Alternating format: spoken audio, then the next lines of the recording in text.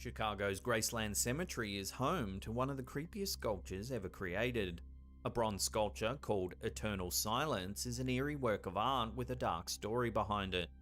Locals often refer to it simply as the Dexter Graves Statue of Death.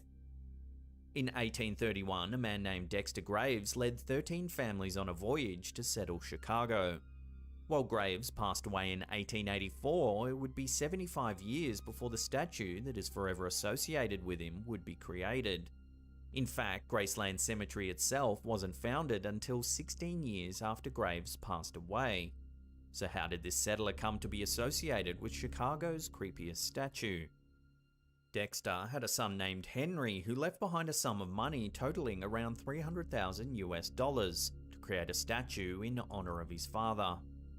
When Henry died in 1907, instructions were left to create a monument in Washington Park in honor of a racehorse named Ike Cook that was beloved by his father. However, the horse-inspired monument was never actually built. Curiously, the funds were redirected to a statue built by Lorado Taft that featured an eerie hooded figure. The statue has haunted Chicago's Graceland Cemetery since 1909. Standing 10 feet tall, the bronze statue draws clear comparisons to the Grim Reaper. The statue has become something of a grotesque tourist attraction in recent years. According to folklore, anyone who looks into the eyes of the hooded bronze figure upon entering the Chicago cemetery will see a vision of their own death. There have even been reports that the statue's arms move throughout the day, often in such a subtle way that passers-by would never notice.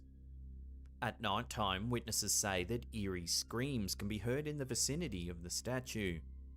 Up until the 1970s, a pernicious rumour suggested that the statue wouldn't show up in photographs, adding to its mysterious lore. This theory has obviously been disproven, but it adds another layer of intrigue to the already eerie statue. So is this statue in Chicago's Graceland Cemetery really haunted, or is it just a case of an intricate layering of urban legend? One way to find out for sure is to stare deep into the black veil of the statue and wait for a vision of your own demise.